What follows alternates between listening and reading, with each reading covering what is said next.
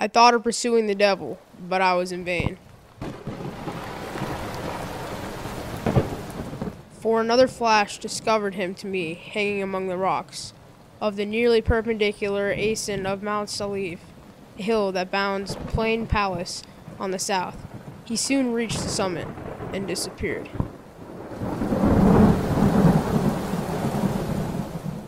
I remained motionless.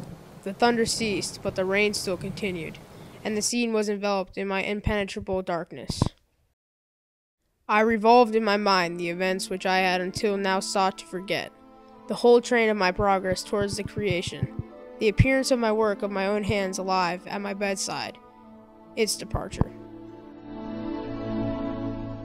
2 years had now nearly elapsed since the night on which he had first received life, and was this his first crime?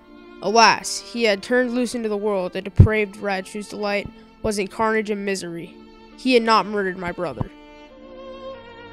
No one can conceive the anguish I suffered during the remainder of the night, which I spent cold and wet in the open air, but I did not feel the inconvenience of my weather.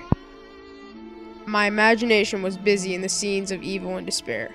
I considered the being whom I had cast among mankind and endowed with the will and power to effect purposes of horror, such as my deed which had now been done, nearly in the light of my own vampire.